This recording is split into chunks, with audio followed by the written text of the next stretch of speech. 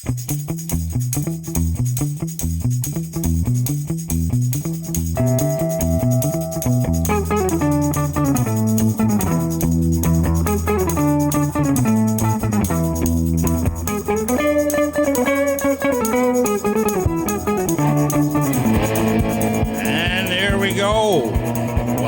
Sportscast. My name is Scott Harrigan, and today we have none other than Steve Duffy. Just to fill the listeners in a little bit, Steve is also a host here at Raw Sportscast, and we're going to introduce Steve to the team and talk about where he used to work and stuff like that. So we got lots to dive into. Steve, welcome, and welcome to Raw Sportscast. Thank you, Scott. I appreciate it. It's nice to have something to do again. So, does it feel weird being behind the camera and the mic? Not really, no. It's almost like falling off a horse. You just get back on and you keep riding, right? Yeah, it's good stuff. Well, let's dive right into it, Steve. So let's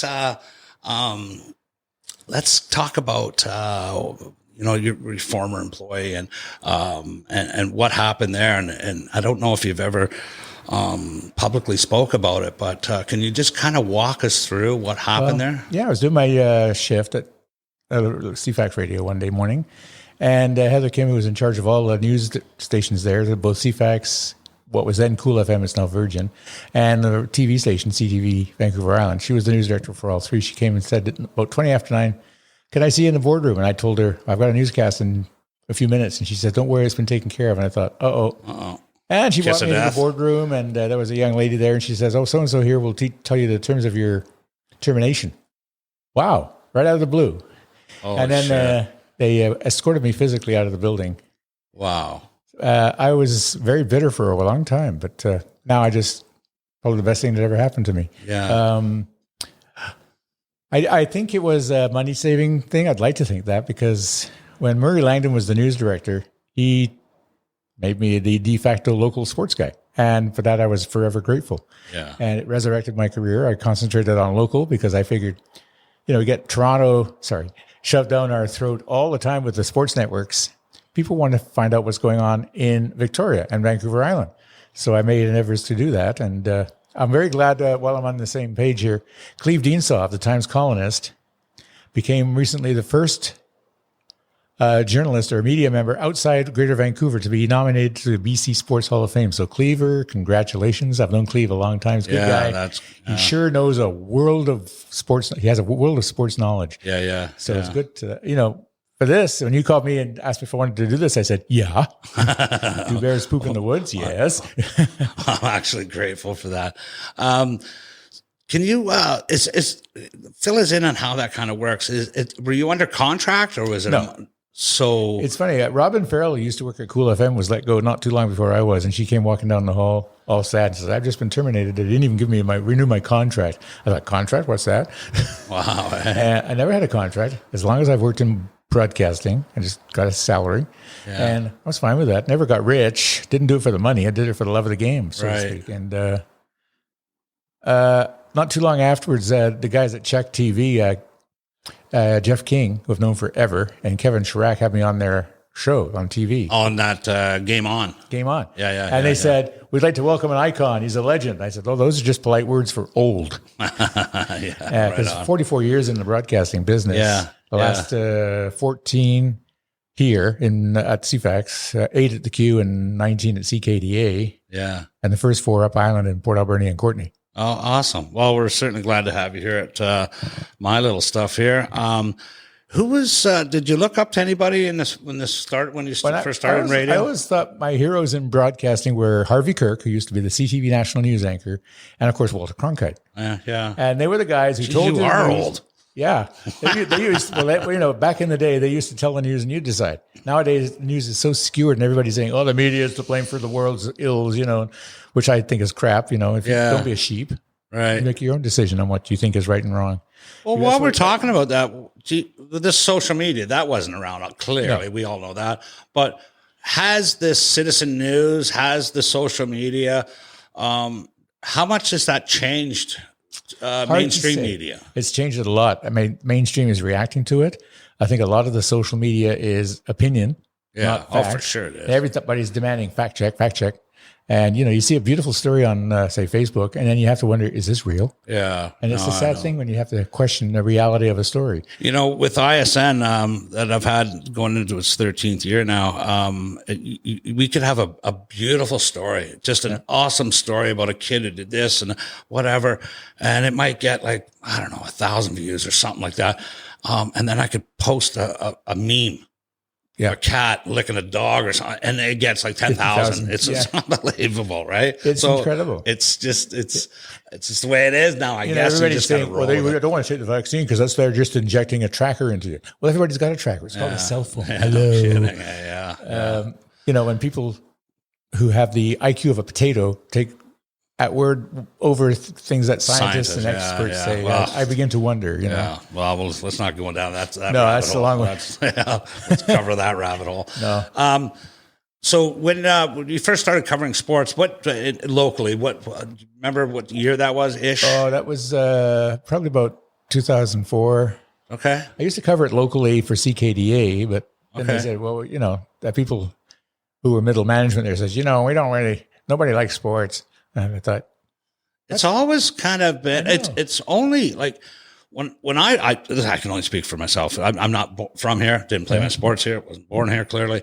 And when I first started ISN in 2008-ish and around there, geez, that's a long time now. Well, I remember you did an interview with Cliff. I did years ago. You did one with me. And I did. And it was so much fun. Yeah, it was, right? But there wasn't a lot of coverage, not even in the TC. That might have half a page or something like that. And certainly things started to go corporate. I think we felt that everybody wanted to hear the national, what's happening in Toronto. Who cares? Yeah, no, yeah. Well, say, when they, sorry. Well, that only took you 3 minutes to start slagging my hometown thing, Steve. I used to be a huge Leafs fan, but this past season when the Montreal Canadiens are playing for the Cup, I was cheering for the Habs. I thought, if you'd have told me through a few years ago I'd be cheering for the Montreal Canadiens, I would have said, you're nuts. Oh, I can't. But Carey Price, Montreal Canadiens goaltender, to me is the ultimate class act. He really is. And he drew a lot of tears. He the other part about Carey Price is he's just left unprotected in the upcoming draft, but there's no way Seattle can afford him. It's $11 million signing bonus, I think, upcoming, and I don't think it dips below 7. It'll be interesting to see how the Seattle Kraken fare up in the NHL with Vancouver as an instant rival, of course. People say, I don't like their name. I don't like their logo. Oh, well. I like it. It's a sign of the times. I like it. I got a T-shirt with a big stylized S with the red eye on the... I remember when there was this guy who was called Brian Spinner Spencer, and there was actually a movie about him. His dad was a bit of a nut bar, a lot of a nut bar. Played for the Leafs. He did play with the Leafs. Number 15. Yeah, there you go. But his father ended up shooting a CBC. I remember that in Ottawa. Yeah, he shot the guy in the studio because he wouldn't show his son's game. Bit tragic, massively tragic story about. But he got traded to the Pittsburgh Penguins back when they first came into the league. Back in 1967, 70 something, I think it was 7. I can't remember. 67 was expansion after the Leafs won the last cup. Yeah. That was a little dig there too. That's a 55 year. Okay. Thanks, Steve. I remember when I worked in Courtney, I watched this game between the Leafs and the Flyers. That game that Darryl Sittler had his 6 goals and 4 assists. And after that was against Boston. Yeah, it was against 10 points, 6 goals. And I remember he said afterwards, he said, "You heard about the goal to try to commit suicide?" He said, and the reporter said he did, and Sittler said, "Yeah, he went to stop a train, but it went between his legs." Exactly. Actually, interesting story on that. While we're kind of bouncing here, but interesting story. Don Cherry was the coach of Boston. At the time, and he said. No. After that, Sittler's 10 points. It was going in off his ass. It was going in. It was one of those games. One of those games where everything went in. Don Cherry was asked. He goes, "Well, why you didn't pull the goalie?" And he goes, "No." He says, "That guy will never play again. So I just want him to get one full game, and he never did." So but getting back to the local side of things in sports. Have you noticed a difference in not just mentality, but has the game gotten softer? Has the game is the kid, of course the kids have changed and stuff like that, but I think the game's gotten faster. Hockey. I still watch the Royals and Grizzlies. Yeah. And they're fast. They're big. And the kids like are 6'4", Yeah, 225. What are they feeding these kids? Oh, I know. Yeah. And I was very fortunate after I was let go. The Grizzlies and the Shamrocks and the Royals and the Harbor Cats all gave me complimentary passes. Oh, really? Yeah. Oh, wow. In fact, the Grizzlies cool. and the Harbor Cats made it lifetime, or the Royals. Really, eh? Good for them. Yeah. Good stuff. So I was very indebted, and I was able to go to games. And of course, thanks to Bob Saunders, a local luminary. Yeah. He always voiced, "Bob, come on, Steve, come sit in our box." Oh, yeah. So I get to sit right at center ice, and Really? I'll sit in the house. Yeah. I actually yesterday, our girlfriend Patty and I, we went to a couple ball games. Yeah. Out in Gordon Head, just the sound of the bat, the glove. It was cool to see. It was Parksville and Mavericks or something. I can't remember. I didn't care. I didn't care who it was. It's good to be at a game. It was just As far as like I've been posting a lot of stories on ISN lately with just local baseball and stuff, and these kids that just hearing the cheering, the crack of the bat, cheering their team on and winning and or whatever, just playing the game. I forgot back in the day. I took my wife. We went to a ball game at Central Park. It was the old Duffy McGinnis League. Okay, we sat right on the baseline and watched them, and we were just so enthralled by being so close to the action. You could almost taste it. Patty Hall was in charge of the league, I think. Okay. Patsy Hall, I should say. And it was a wonderful experience. Going to ball games is now wonderful experience. Going to the lacrosse games. I never really went, even though I had media pass and stuff like that. I'd have a photographer there and a writer. But I really jonesed for it. And then when I was there yesterday, I thought, okay, this is like, when it's taken away, it's one thing if it's there and you don't go, you kind of, well, whatever. But when it's taken away and then reintroduced, you miss it. I did for sure. Well, I miss going to the hockey and lacrosse especially. Yeah. Because I love lacrosse. To me, lacrosse is hockey on the floor. Right. Well, that's actually... they call it the war on the floor, right? Yeah. That's actually our next guest is Bob Hayes. Yeah. So he'll be coming in to talk. The Esquimalt Legion won the Minto Cup. He's a great guy. Nice. So good stuff. Yeah.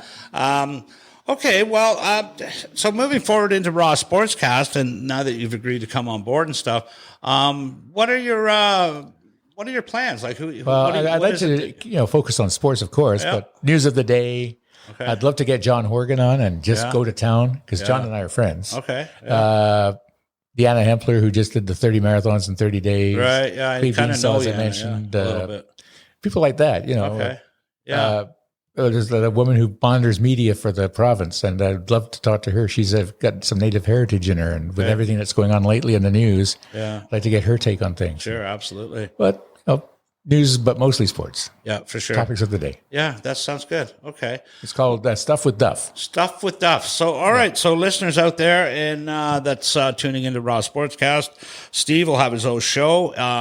We plan on doing one a week, hopefully to get to 2 a week with Steve. And we will keep you obviously we'll keep you abreast of all the dates and times that he'll be on. Steve, I want to thank you again for coming and agreeing to be on Raw Sportscast. And I look forward to hearing your shows. Thank you. I appreciate you thinking of me and asking Absolutely. Me. Okay. Nice to be behind the mic again. Awesome. All right. Well, that's it for this introduction with Steve Duffy. My name is Scott Harrigan, and look forward to our next guest, Bob Hayes. That's great. Signing off.